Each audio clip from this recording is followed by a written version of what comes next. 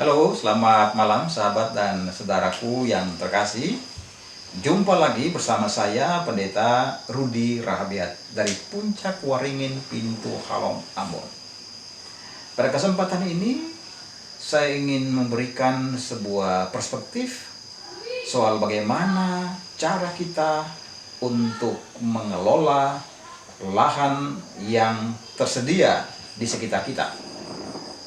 Nah, saudara dan sahabatku, kita memang tidak punya pilihan lain untuk mengelola apa yang ada di sekitar kita.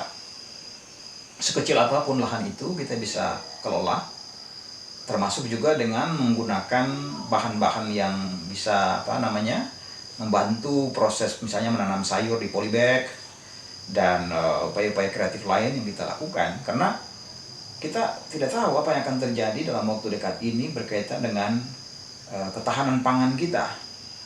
Yang pasti bahwa roda ekonomi kita itu akan melambat, dan oleh karena itu kita harus berusaha untuk mengantisipasi kemungkinan-kemungkinan terburuk. Kita tidak bisa mengharap semuanya datang dari negara atau pemerintah. Sebagai warga masyarakat, kita harus bisa melakukan inisiatif dan mengembangkan potensi yang ada pada kita, termasuk potensi lahan yang kita miliki ya di samping rumah kita, di pekarangan dan sebagainya.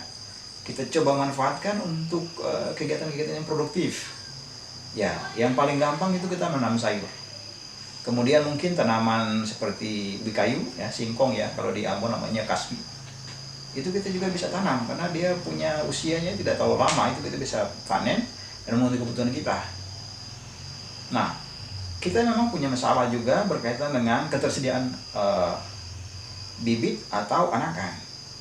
Nah, dalam kondisi yang seperti sekarang ini kita tidak bisa kerja sendiri. Jadi kita harus bekerja dalam sebuah jaringan. Satu jaringan yang saling mensupport. Jadi saya berpikir bahwa ada orang-orang muda yang mau ambil peran, bagaimana dia bisa membantu untuk menyediakan benih tadi itu, menyediakan bibit ataupun kebutuhan-kebutuhan dalam rangka berkebun.